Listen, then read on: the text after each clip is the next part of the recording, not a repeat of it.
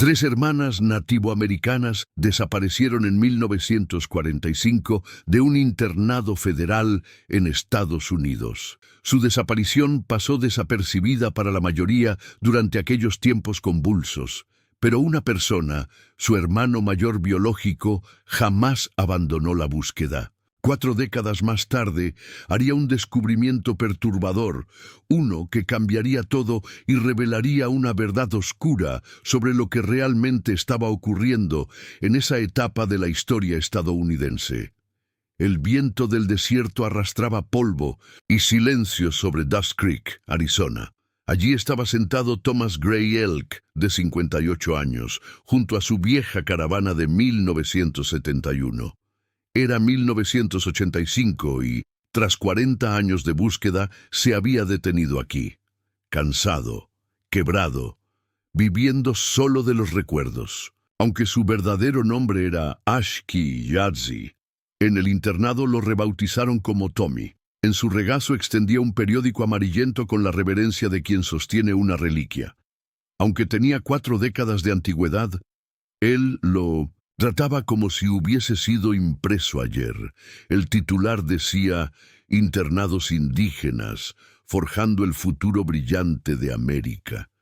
Y justo debajo, una fotografía que lo había atormentado por años. En ella, 3 niñas posaban en los escalones de una pequeña capilla de madera, sus trenzas perfectamente peinadas, los vestidos blancos impecables, todo preparado para la cámara. Detrás de ellas, desenfocado pero claramente visible, se encontraba un sacerdote con túnica oscura y una Biblia en la mano. Thomas conocía cada detalle de esa imagen. Las manos de Sara cruzadas con rigidez sobre su falda, el hombro de Naomi inclinado por una vieja lesión, la mirada seria de la pequeña Eva, que a sus 8 años parecía mucho mayor. Por supuesto, esos no eran sus nombres verdaderos. El internado también les había quitado eso. Sara se llamaba en realidad Nasli, que significa «ella fluye alrededor» en lengua dine. Su abuela eligió ese nombre porque había nacido durante las crecidas de primavera. Naomi era Elisi, preciosa, y Eva era Aen, alegría. Las 3 eran sus hermanas pequeñas. Habían sido arrancadas de su hogar en Willow Flats cuando los agentes del gobierno llegaron con documentos, promesas vacías y mentiras. Thomas dio un largo trago a su cerveza, esperando que el sabor amargo se llevara recuerdos aún más amargos. Tenía 14 años cuando vinieron por ellos. Usaron el arresto de su padre como pretexto. Él había resistido los intentos federales por confiscar sus tierras ancestrales. Su madre había muerto al dar a luz a Aen, dejándolos vulnerables ante la maquinaria de asimilación que avanzaba sin piedad sobre las comunidades indígenas. Los llamaban pupilos del Estado, como si convertirlos en huérfanos fuera un favor. El internado indígena San Isidoro fue su prisión durante años. Niños y niñas estaban estrictamente separados, así que Thomas rara vez veía a sus hermanas, excepto en las misas obligatorias o las devociones vespertinas. Incluso entonces, hablar en Dane estaba prohibido. Hacerlo podía significar días encerrado en el sótano o castigos físicos que dejaban marcas invisibles bajo la ropa. Pero el peor día de su vida llegó en 1945, cuando tenía 18. La guerra estaba terminando, pero la discriminación seguía igual de viva. Durante semanas, la escuela se había estado preparando para una visita de prensa. Thomas recordaba cómo los habían alineado como escaparates humanos, con los más pequeños al frente porque sus expresiones asustadas daban bien en cámara. Sus hermanas fueron seleccionadas especialmente por lo que el sacerdote describía como su inocencia radiante y miradas devotas, que la prensa interpretaría como gratitud. Los reporteros llegaron con cámaras grandes y libretas repletas de preguntas ensayadas. Los sacerdotes observaban todo con expresión aprobatoria. Se tomaron decenas de fotografías, incluida la que Thomas tenía frente a él, y al día siguiente sus hermanas desaparecieron. Fue durante la misa matutina cuando notó por primera vez que sus lugares estaban vacíos. En la devoción de la tarde seguían sin aparecer. El pánico lo dominó. Se acercó a los encargados a preguntar desesperadamente por ellas, pero lo golpearon por su atrevimiento. Lo encerraron 3 días en el sótano y le ordenaron que olvidara que alguna vez tuvo hermanas. Pero Thomas no podía. Cuando los castigos se hicieron más severos y seguía sin obtener respuestas, decidió escapar. A sus 18 años era legalmente un adulto, y la búsqueda que hizo el internado duró apenas unos días. No hubo alertas, ni policías, ni carteles. Solo otra desaparición indígena en el amplio paisaje estadounidense. Nadie en el poder parecía preocuparse. Durante 40 años, Thomas recorrió el suroeste en su caravana. Seguía rumores, mostraba aquella fotografía a quien quisiera verla, sobrevivía con trabajos temporales, reparaciones, construcción cuando podía. También recibía algo de ayuda en refugios para veteranos, aunque nunca sirvió en el ejército. Había estado viviendo en Dust Creek los últimos 10 años, no porque hubiera encontrado alguna pista, sino porque ya había dejado de buscar. El pueblo moría con él. Parecía el sitio adecuado para esperar el final. La botella de cerveza hizo un ruido hueco mientras las últimas gotas bajaban por su garganta. Thomas maldijo en voz baja. Dobló el periódico con cuidado y lo colocó en el asiento del copiloto, donde siempre lo dejaba. Sus manos temblaban menos después de beber, y los recuerdos eran menos agudos. Se subió al asiento del conductor y giró la llave. El motor arrancó con esfuerzo, como si también quisiera rendirse. La licorería estaba a solo unos minutos, la única en ese pueblo polvoriento. Y como cada día, Marta estaría tras el mostrador. La campanilla sobre la puerta tintineó cuando Tommy entró, y Martha Dean levantó la vista desde el mostrador con una sonrisa que reflejaba una calidez sincera. Tenía poco más de 60, el cabello gris recogido en un moño pulcro y ojos tranquilos, curtidos por la vida pero libres de juicio. «Tommy», saludó ella, con un leve acento del sur de Texas. «Déjame adivinar, se acabó la cerveza otra vez». Él logró esbozar una débil sonrisa. Martha era una de las pocas personas en Dust Creek que lo trataba como un ser humano y no como otro indio borracho al que hay que evitar. Su amistad se había formado con el tiempo a base de charlas breves y respeto mutuo. «Me conoces demasiado bien, Marta», dijo mientras se dirigía al refrigerador del fondo. Tomó 6 botellas de la cerveza más barata y las llevó al mostrador. Mientras buscaba en su bolsillo trasero, su corazón se hundió. Los billetes arrugados que encontró apenas alcanzaban para la mitad. Había olvidado cuánto había gastado en gasolina la semana anterior y su próximo cheque por discapacidad no llegaría sino hasta dentro de 5 días. Marta lo vio contar y recontar los billetes, su rostro tornándose preocupado. «Pareces cansado y enfermo», dijo en voz baja. «¿Cuándo fue la última vez que comiste algo que no viniera enlatado?» Tommy se encogió de hombros, avergonzado por la evidente pobreza y por cómo el alcohol había ocupado el centro de su existencia. «El dinero anda justo. Regresaré cuando llegue el cheque», dijo. Marta juntó las manos sobre el mostrador y se inclinó hacia él. «Sé que lo que estás viviendo no es fácil. He visto ese recorte de periódico que llevas. He notado el dolor en tus ojos. Quizás podrías venir conmigo a la iglesia este domingo. Tal vez te haría bien». El primer instinto de Tommy fue negarse. Conocía la doctrina católica, la había memorizado en el internado. oraciones, pasajes, salmos, pero nunca encontró consuelo en la religión. Si acaso, lo único que le traía eran recuerdos de lo que le habían quitado. También había dejado de lado la espiritualidad tradicional navajo hacía muchos años, sintiéndose desconectado de ambos mundos. «La iglesia no es un lugar para alguien como yo, Marta», murmuró. «No soy religioso. No creo que tu Dios me quiera allí». Los ojos de Marta brillaron con una determinación tranquila. «Te diré algo. Si vienes conmigo y te quedas todo el servicio, yo te compro estas 6 botellas. Y si al final sientes que no te sirvió de nada, te regalo 2 más». Tommy la miró con escepticismo. «¿Me estás sobornando con cerveza para que vaya a misa? ¿No contradice eso las reglas católicas?» Marta soltó una risa breve y clara como una campana suave.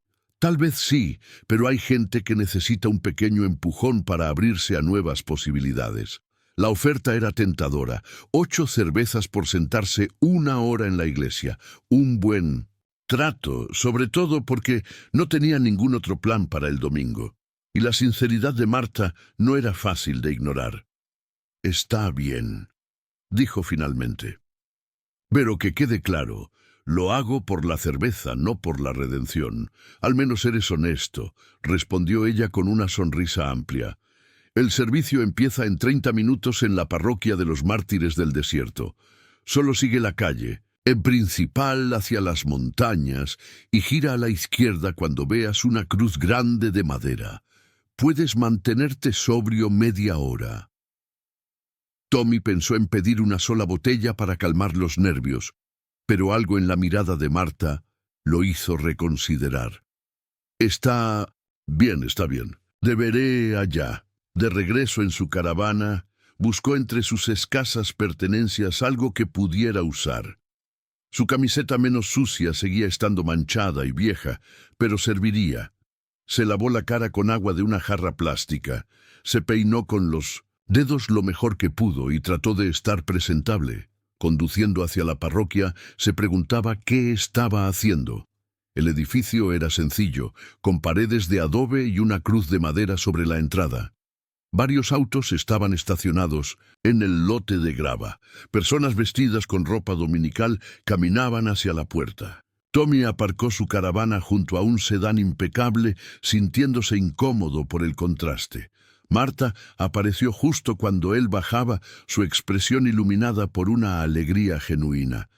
«Gracias por venir, Tommy», dijo tomándolo del brazo. «Creo que esto puede ser justo lo que necesitas». En el interior, la luz de la tarde se filtraba a través de vitrales modestos, proyectando colores sobre los bancos de madera. La iglesia era modesta pero cuidada, con muros blanqueados y un altar adornado con flores del desierto. Marta lo condujo a un banco al fondo. Tommy se sentó sintiéndose fuera de lugar, consciente de su ropa gastada y del leve olor a cerveza que probablemente aún lo acompañaba. Se cruzó de brazos, impaciente por terminar y reclamar su recompensa. Cuando la congregación se puso de pie para cantar el himno inicial, Tommy se levantó a regañadientes, murmurando palabras que apenas recordaba de su adolescencia. Cuando los demás se arrodillaron, él permaneció sentado. Sintió algunas miradas reprobatorias, pero no las devolvió. El sacerdote que se acercó al altar era un hombre de unos 50 años, con cabello entrecano y ojos tranquilos. «Ese es el padre Moore», susurró Marta. «Lleva aquí 15 años. Es un buen hombre». Tommy apenas escuchaba. Algo más había captado su atención. Al otro lado del altar se encontraba un grupo de monjas, pero no eran como las que recordaba. Vestían hábitos negros más largos de lo habitual, y su presencia tenía una gravedad inusual. Había algo en ellas que le erizó la piel.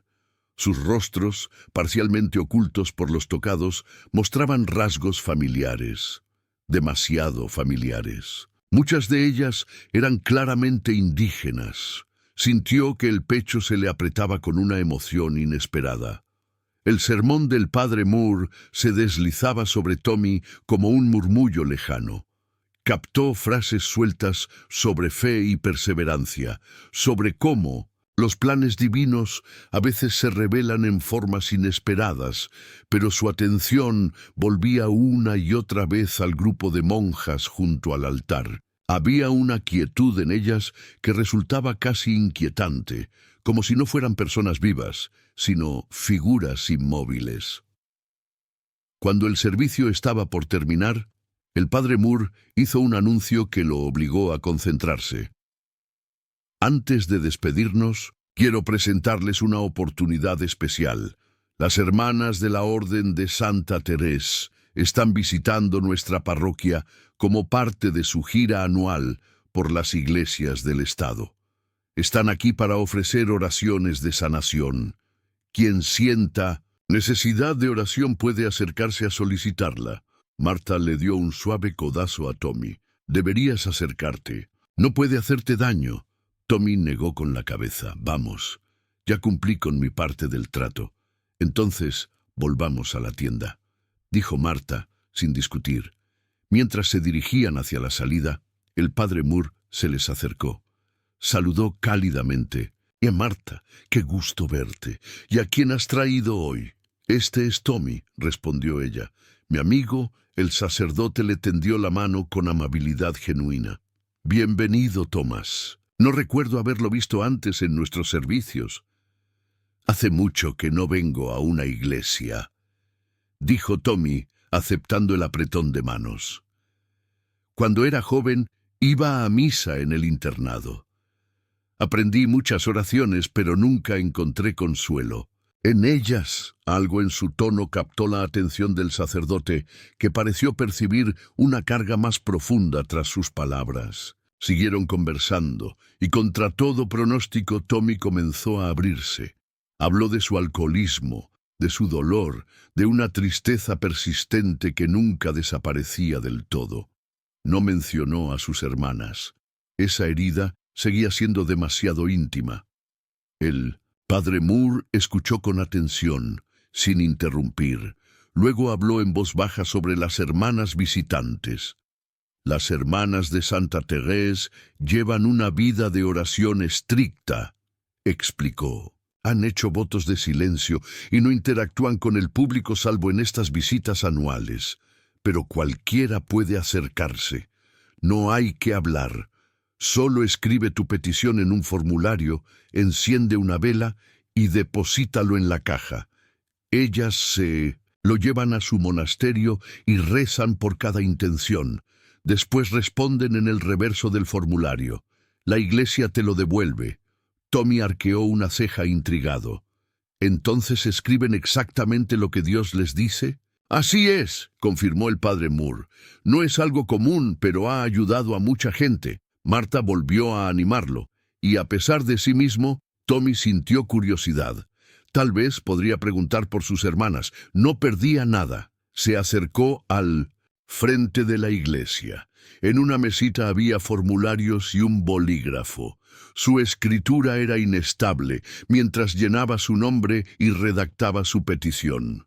Las palabras le salieron desde un rincón que rara vez dejaba salir a la superficie. Guiado por una de las monjas silenciosas, encendió una vela.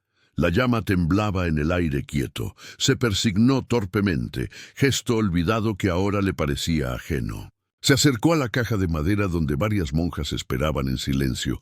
Al verlas de cerca, comprobó que la mayoría tenía rasgos indígenas. La caja ya estaba casi llena. Tuvo que presionar su formulario doblado para que entrara. Entonces miró a la monja más cercana y, sin saber por qué, habló en voz baja.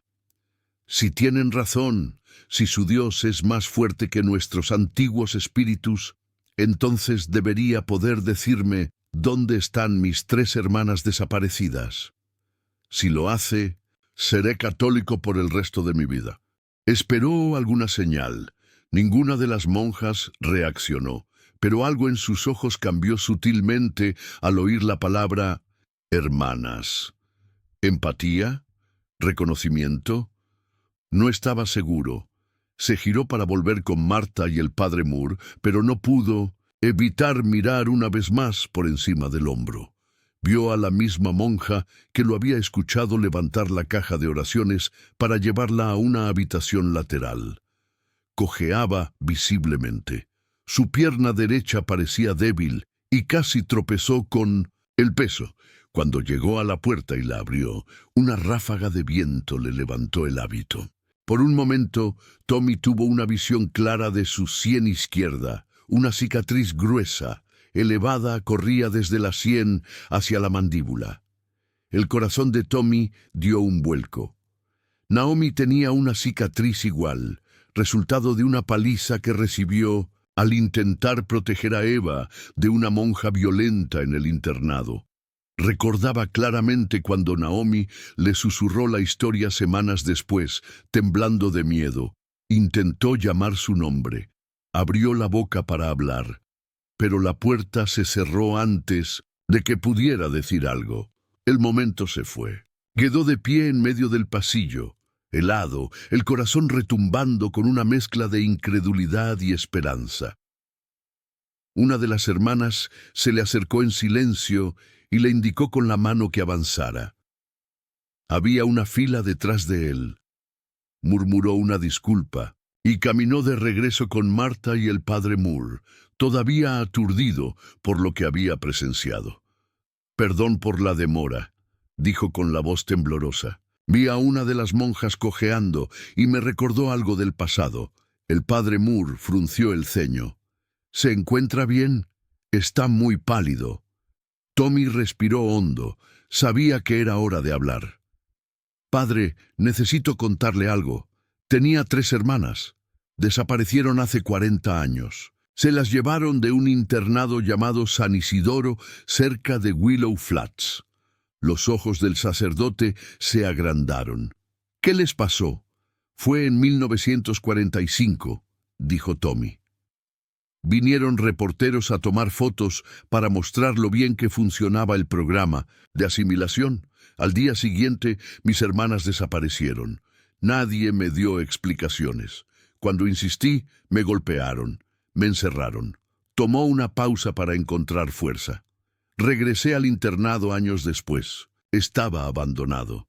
Pero el dolor nunca se fue. Sus manos temblaban visiblemente. Mi familia era Navajo. Primero nos separaron de mi padre, luego de mis hermanas. Desde entonces las he buscado. Nunca encontré ni una pista. El padre Moore puso una mano en su hombro. «No puedo imaginar esa carga. ¿Qué es lo que busca ahora? ¿Cómo se perdona algo así?», preguntó Tommy con voz quebrada. «¿Cómo se sigue adelante? He intentado olvidar, he bebido para olvidar, pero nada funciona». El sacerdote guardó silencio por un momento, eligiendo sus palabras con cuidado. «¿Conoce la historia de Abraham en la Biblia?», dijo al fin.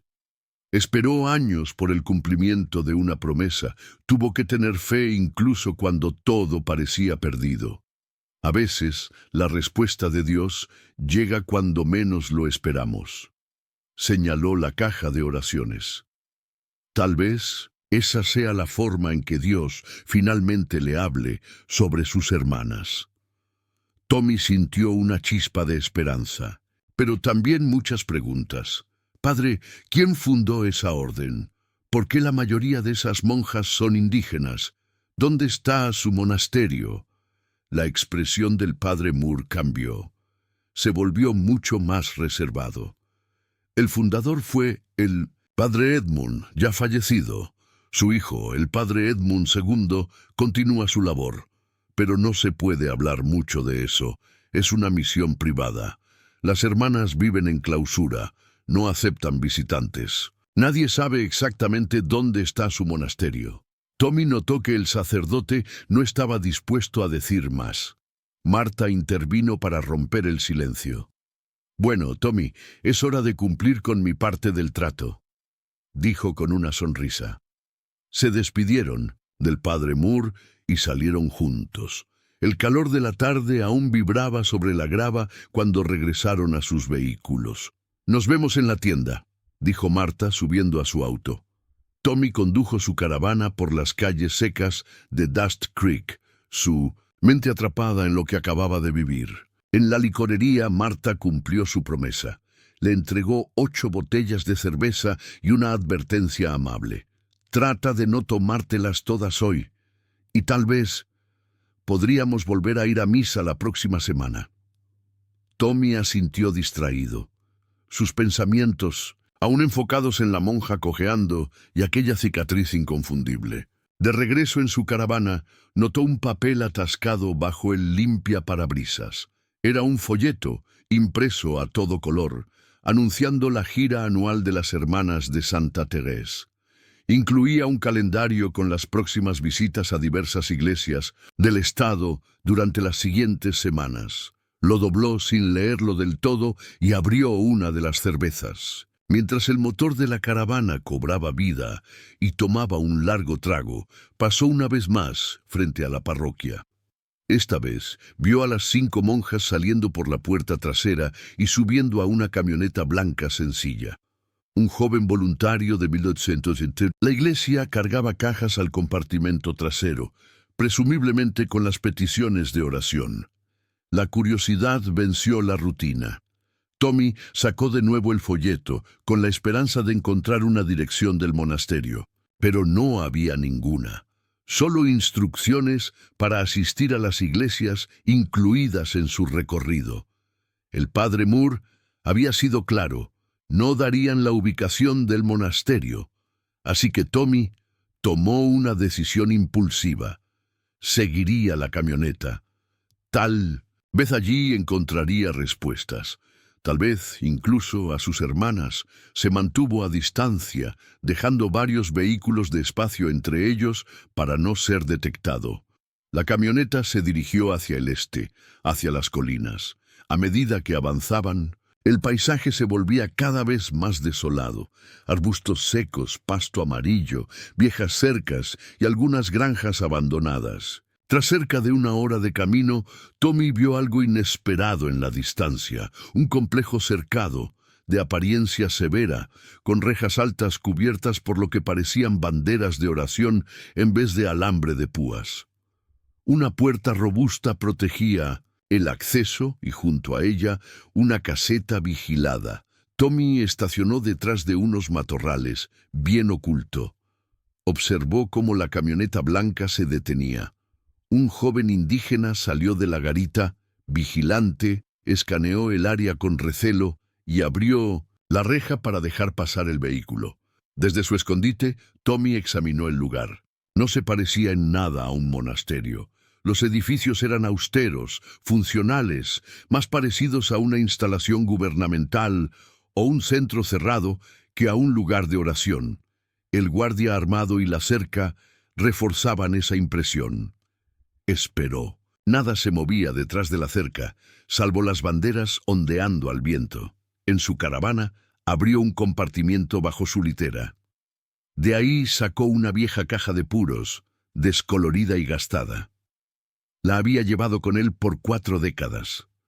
Dentro estaban sus tesoros, pequeñas piezas de su vida antes del internado, lo que había podido salvar de su identidad. Fotos escolares descoloridas. La mayoría mostraban grupos de niños uniformados, rostros rígidos, miradas vacías. Pero una imagen era especial. Una fotografía no oficial de sus 3 hermanas sentadas en los escalones del dormitorio. Una trabajadora de la cocina se la había entregado en secreto. Debajo la posesión más preciada, un colgante de turquesa montado en plata, colgado de un cordón de cuero que el tiempo había oscurecido. Su padre había hecho uno para cada hijo antes de que los separaran. Tommy giró el colgante entre sus dedos, repasando con la yema los grabados navajos.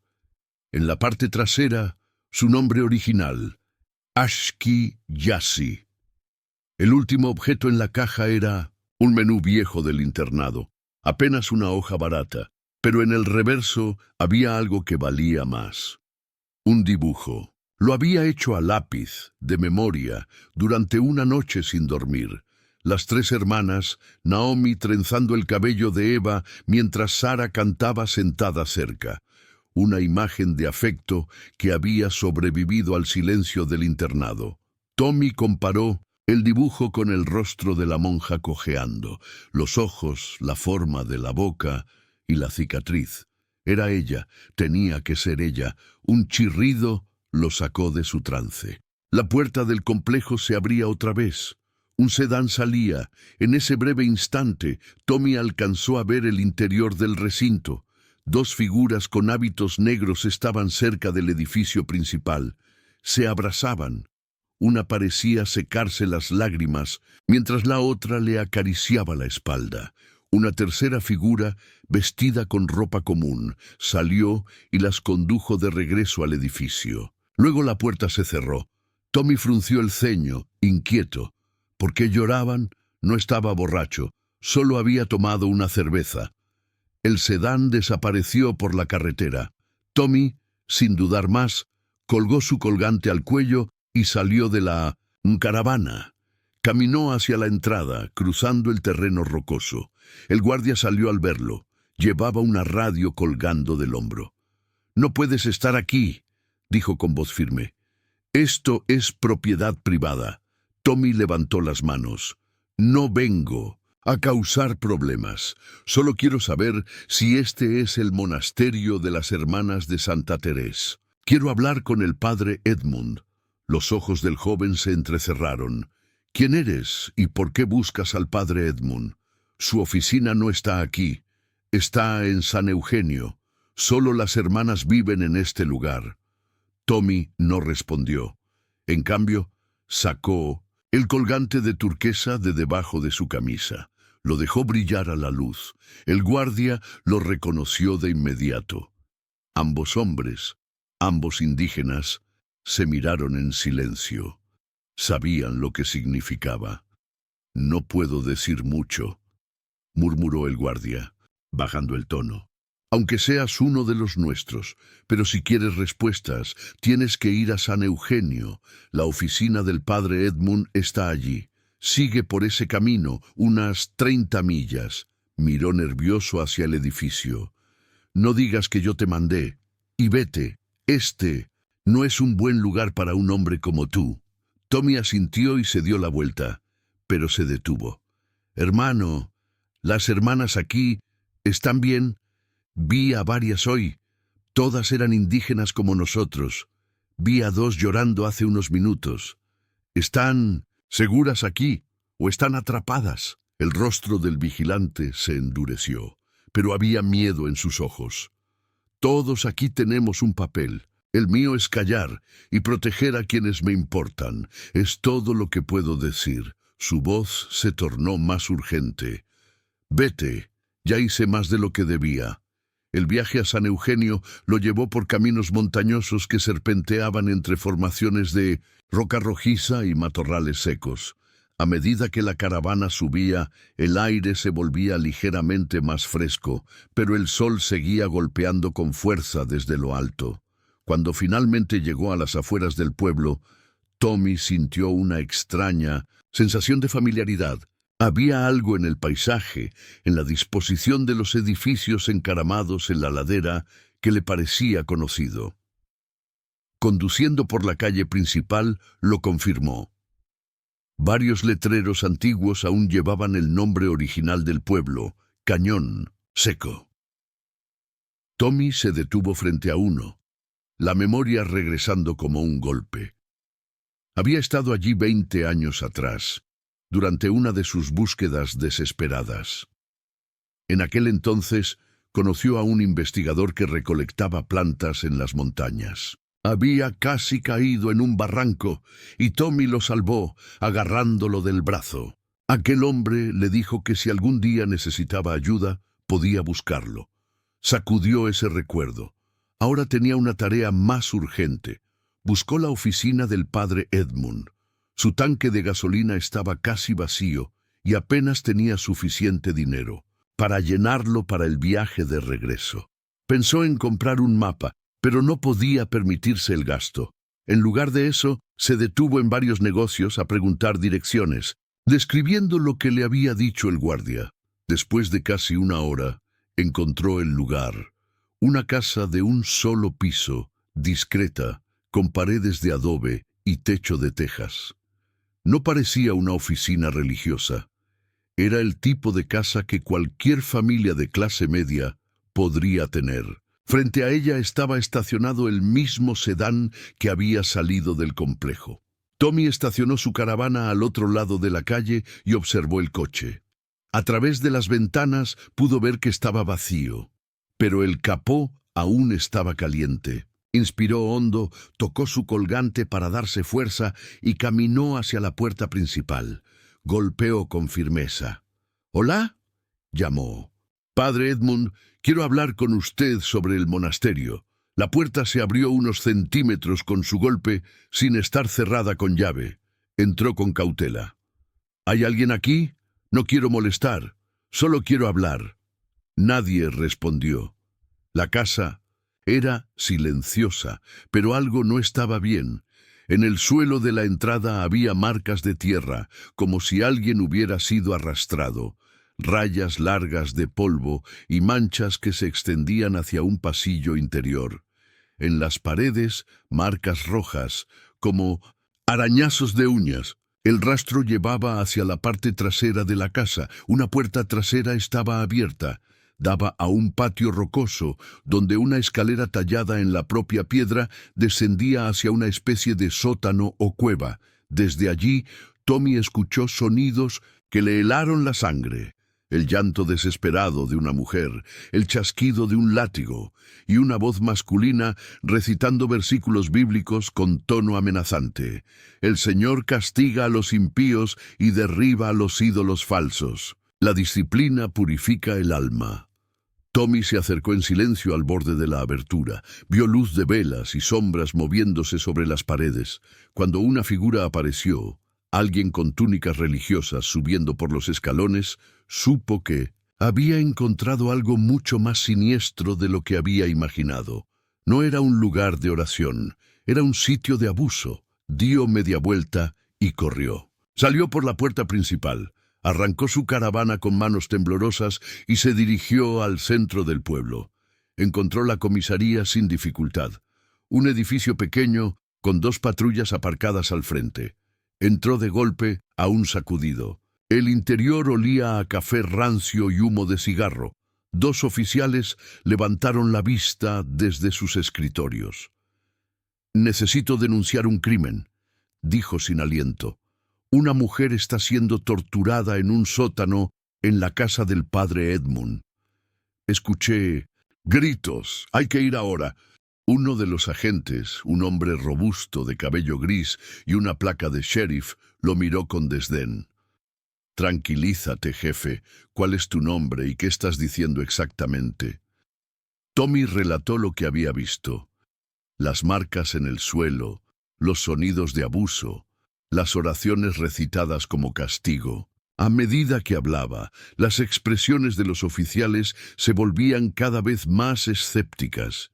«Hueles a alcohol», interrumpió el sheriff, arrugando la nariz. «¿Cuánto llevas bebiendo?» «Tomé una cerveza hace horas», protestó. «Eso no importa. Hay una mujer sufriendo ahora mismo».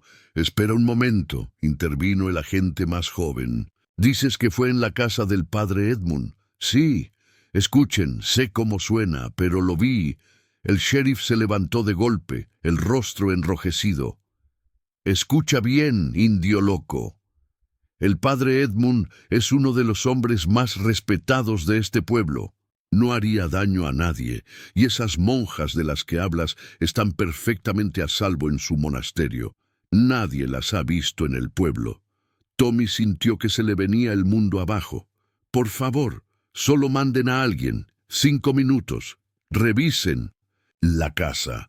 «Eso que estás diciendo es muy grave», dijo el sheriff ahora con tono amenazante. «Estás acusando a un hombre de Dios y admites haber entrado sin permiso. Puedo arrestarte ahora mismo». «La puerta estaba sin llave», insistió. «Escuché a alguien pedir ayuda. ¿No es su deber revisar?» El sheriff caminó hacia una estantería, con objetos religiosos. Tomó 2 fotografías enmarcadas y se las mostró. Este es el padre Edmund, fundador de la misión. Murió hace 15 años. Y este es su hijo, el padre Edmund II. Continúa su labor. El mundo de Tommy se congeló. El rostro que miraba en la segunda foto era el mismo que aparecía en la imagen del periódico. El sacerdote que estaba detrás de sus hermanas el día de la foto, solo que ahora era mayor. El sheriff lo miró con dureza. Este pueblo ha estado en paz desde que cambiamos de nombre, desde que él recibió su visión. Es prácticamente un santo. Tommy entendió que no obtendría ayuda de ellos.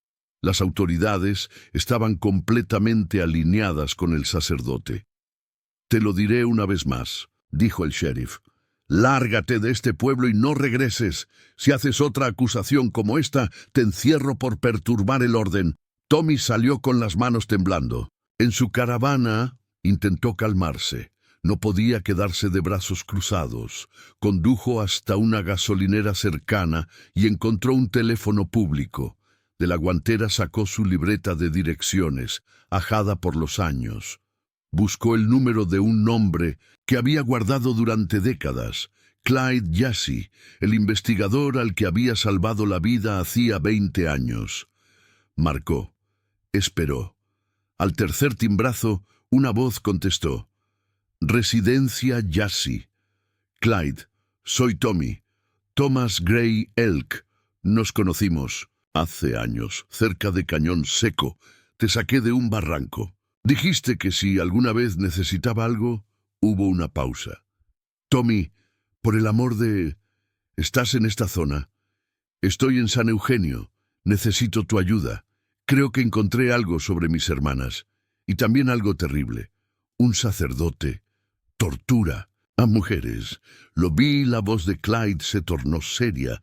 «¿Estás seguro?» Escuché los gritos, latigazos, versículos bíblicos. Fui a la policía y me echaron. Hubo otra pausa. Tommy añadió, «Me salvaste una vez. Yo te salvé antes. Estoy cobrando esa deuda». Silencio. Luego, «¿Dónde estás exactamente?» «En la estación Chevron, al sur del pueblo». «Quédate ahí. Llego en 10 minutos». Fiel a su palabra, Clyde llegó en menos de 10 minutos. Conducía una camioneta polvorienta. Era evidente que el tiempo había pasado. Su cabello estaba casi completamente gris y su rostro curtido por años de sol. Pero Tommy lo reconoció al instante. Clyde bajó del vehículo y se acercó con paso firme. «Cuéntamelo todo», dijo, sin rodeos. Tommy relató la historia desde el inicio, el servicio en la iglesia, la monja cojeando, la cicatriz, la camioneta blanca, el complejo cercado, el vigilante que le dio la dirección, la entrada a la casa, los gritos, el sótano, la policía que lo desestimó. Clyde lo escuchó en silencio. Su rostro pasó del escepticismo inicial a la alarma evidente. «La policía local no va a ayudar», dijo Tommy al final. «Están de su lado. Vi la foto del sacerdote en la estación.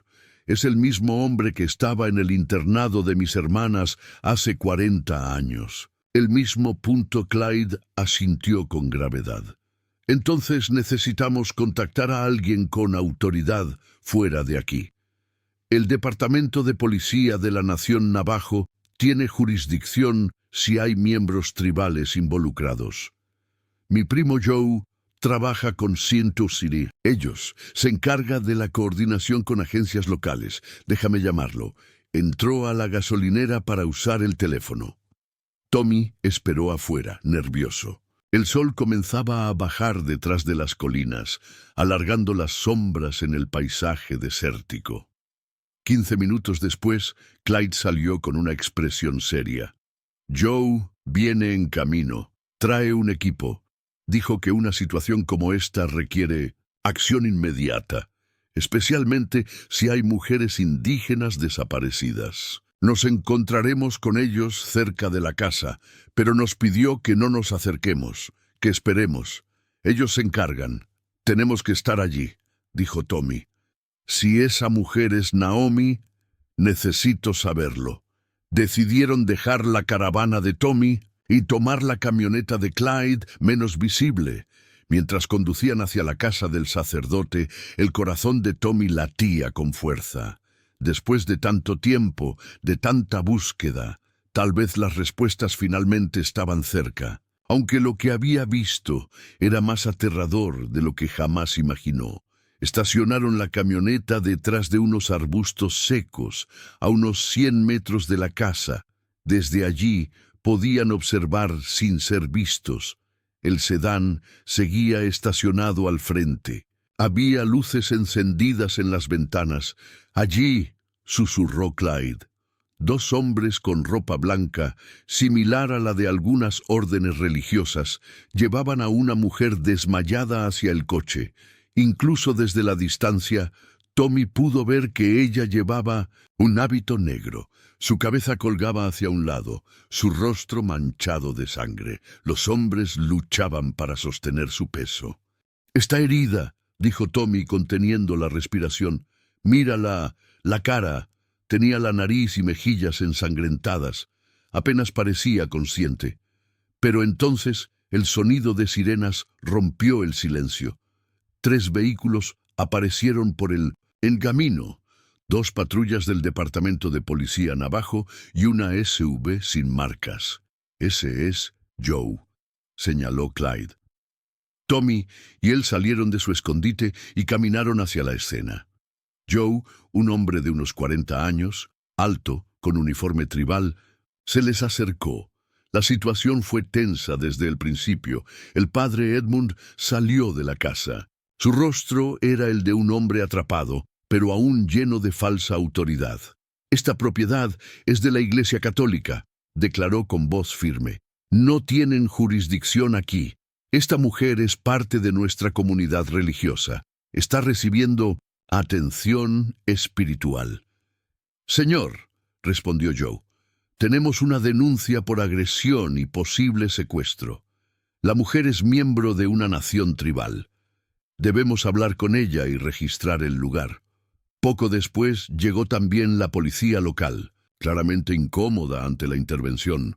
El sheriff, que antes había rechazado a Tommy, intentaba mantener la compostura, pero su autoridad se veía superada. El padre Edmund seguía insistiendo en que todo era parte de un ritual religioso y que la cámara subterránea era solo una bodega de vino para la comunión. Pero cuando sacaron a la mujer del auto y vieron su estado, las mentiras se desmoronaron. Estaba tan débil que no podía sostenerse. Sus hábitos estaban rotos, su cuerpo cubierto de marcas. Tommy se acercó con cuidado. Su corazón se agitó. A pesar del paso del tiempo, a pesar de las heridas, reconoció el rostro. Esa cicatriz en la sien izquierda, esa mirada que aún intentaba comprender el mundo a través del dolor. «Elise», susurró, usando su nombre de nacimiento. La mujer giró levemente la cabeza. Lo miró. Sus ojos se agrandaron y, rompiendo el voto de silencio que había mantenido por 4 décadas, habló en su idioma original. «Ashki Yatsi». «Tommy». Todos quedaron en silencio. Oficiales tribales, policía local, paramédicos. El mundo parecía detenido. Tommy dio un paso más. «Es una de mis hermanas desaparecidas», anunció. «Se fue del internado San Isidoro hace 40 años. Nadie volvió a verla desde entonces». Los servicios médicos se acercaron. Naomi, Elise, habló con firmeza. «Ya no soy monja. Hagan lo que tengan que hacer». La examinaron rápidamente. Tenía heridas abiertas, cicatrices antiguas, señales de abuso continuo. Joe se acercó a Tommy y Clyde. «Registramos la cámara. Es perturbador. Hay una estatua de la Virgen, pero también símbolos de rituales tradicionales. Una mezcla extraña y copas con vino. Parece que lo usaban para inducir estados alterados». «Nos hacía beber», confirmó Naomi desde la camilla. «Decía que así podríamos recibir mensajes de Dios». Si no le dábamos las respuestas que quería, nos castigaba. Joe asintió con gravedad. Las peticiones de oración que recolectaban se usaban para extraer respuestas. Las monjas indígenas escribían lo que la gente quería oír. Solo a nosotras nos golpeaban, añadió Naomi. Las hermanas blancas no eran tocadas.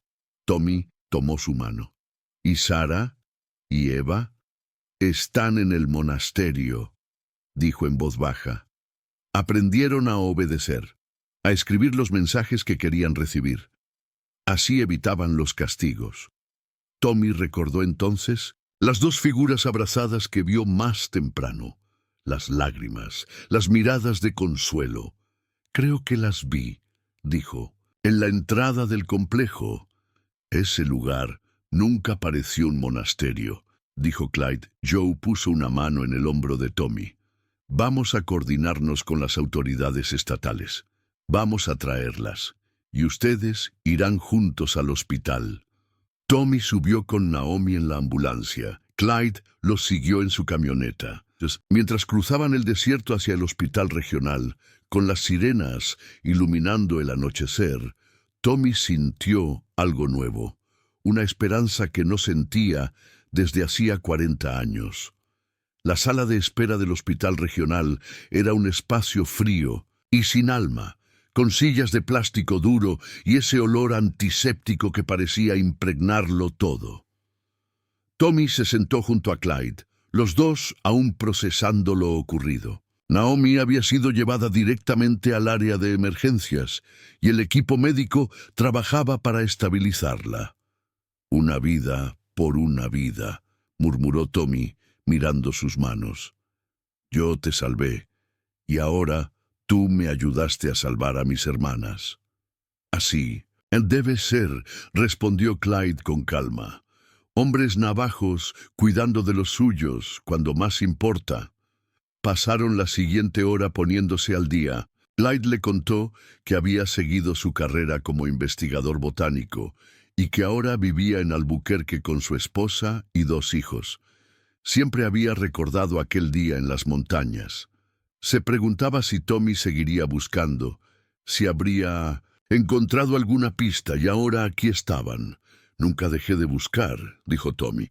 40 años persiguiendo rumores, hablando con extraños, esperando que cualquier mujer indígena que conociera me diera una señal. Pero nunca pasó. Ya me había rendido. ¿Y por qué fuiste a esa iglesia? Tommy suspiró. Por 8 cervezas, una. Enfermera se acercó, portapapeles en mano. Familiares de la paciente trasladada desde San Eugenio. Sí, dijo Tommy, poniéndose de pie. ¿Cómo está? Está consciente. Le estamos administrando líquidos y tratando múltiples laceraciones. Algunas requieren puntos. Sufrió un castigo físico sistemático, pero está estable. La policía está aquí y necesitan tomar declaraciones. En cuanto esté lista, podrán verla. Antes de que Tommy respondiera, un movimiento en la entrada del Intercentro Hospital lo distrajo. Joe, el oficial tribal, venía acompañado por 2 mujeres en hábitos negros. Tommy las reconoció de inmediato. Sus rostros eran más maduros, marcados por los años, pero inconfundibles. Sara se detuvo en seco. Se llevó la mano a la boca. Las lágrimas brotaron sin control. Eva, más joven, pareció confundida por un instante, hasta que lo reconoció también. Los 3 hermanos caminaron hacia el centro del vestíbulo al mismo tiempo. El tiempo pareció detenerse. Nasli, susurró Tommy mientras abrazaba a Sara. Aen, le dijo a Eva con la voz quebrada, estrechándola con fuerza. Ashki Yasi, respondió Sara, usando su nombre en lengua dine. Las 3 lloraban. Tommy sacó un pedazo de papel doblado de su camisa. Lo desplegó con cuidado. Era el dibujo que había hecho en el internado, Naomi trenzando el cabello de Eva. Sara sentada cerca, cantando. Un momento de ternura que había sobrevivido al internado, al silencio, al abuso. ¿Se acuerdan de esto? Preguntó. Las tres hermanas lo miraron, con los ojos llenos de emoción. «Lo hiciste una noche, después de la oración», dijo Sara, «a la luz de una vela, cuando los guardianes no estaban vigilando». «¿Dónde está Elise?», preguntó Eva. «Está siendo tratada. Va a estar bien», respondió Tommy. Joe los condujo a una sala de consulta. Necesitaban grabar las declaraciones oficiales de todos. El caso involucraba múltiples jurisdicciones y potencialmente delitos. Federales Tommy y Clyde contaron lo ocurrido, desde la misa hasta el rescate en la casa del sacerdote. Luego fue el turno de Sara y Eva. Joe les preguntó con voz tranquila: «¿Qué sucedió aquel día de 1945? Sara respiró hondo. «Vinieron reporteros y funcionarios. Nos vistieron, nos peinaron, nos tomaron muchas fotos y después el padre Reginald Edmund se nos acercó. Era un sacerdote importante. Dijo que Dios lo había elegido para guiarnos, que éramos especiales. Prometió que nos reuniríamos con la Virgen María», dijo Eva, «que si tomábamos votos de silencio y castidad, nuestras oraciones serían siempre escuchadas». «¿Los del internado sabían?», preguntó Joe. «Sí, nos entregaron directamente», respondió Sara con amargura. «Esa noche nos llevaron al monasterio. ¿Cómo era la vida allí?», Eva bajó la voz. «Nos enseñaban disciplina, rezar todo el día. Si cometíamos errores, nos hacían desnudarnos. El padre decía que éramos pecadoras. Él mismo nos castigaba». Sara continuó: «A medida que crecimos aprendimos a evitarlos, pero entonces empezaron a usarnos de otra manera. Las peticiones de oración. Bebíamos vino, hacíamos rituales navajos alterados y escribíamos respuestas divinas. Joe anotaba todo. ¿Y esas respuestas se usaban para financiar el monasterio?». «Sí», respondió Eva. «Los donantes creían que nuestras oraciones eran más poderosas». Tommy, escuchando todo, tenía una pregunta. «¿Por qué nadie las encontró?». Joe respondió: «En 1945, nadie investigaba la desaparición de niñas indígenas. Los internados falsificaban registros. En su caso, afirmaron que habían sido devueltas a una familia. No había padres que reclamaran. Nadie se enteró. No dejaron rastro». Tommy sacó su viejo recorte de periódico. Mostró la foto. «Durante años pensé que el peligro venía de afuera. Nunca imaginé que era él. El sacerdote mismo». Una enfermera se acercó a la puerta. «La paciente en la habitación 12 está preguntando por su familia. Ya pueden verla». Fueron hasta la habitación. Naomi estaba sentada en la cama, vendada pero consciente. Cuando vio a sus hermanos juntos, rompió en llanto. «No puedo creer que este día haya llegado», dijo con voz temblorosa. Tommy le tomó la mano. «Esta mañana estabas parada frente a la caja de oraciones. Si hubiera sabido...». «Te escuché», dijo ella. «No podía reaccionar, pero sí te escuché». «Recibiste tu oración respondida, hermano», dijo Eva. «No escrita en papel, sino en acción. Aún creo en lo que nos enseñaron del catolicismo», añadió Eva. «Pero no en ellos, no en lo que hicieron. Corrompieron todo». Tommy asintió. «Quizás, después de que se recuperen, podamos encontrar una forma de fe que no exija abandonar quienes somos». Por primera vez en 40 años, mientras los 4 hermanos estaban sentados juntos, el pasado dejó de ser una herida abierta.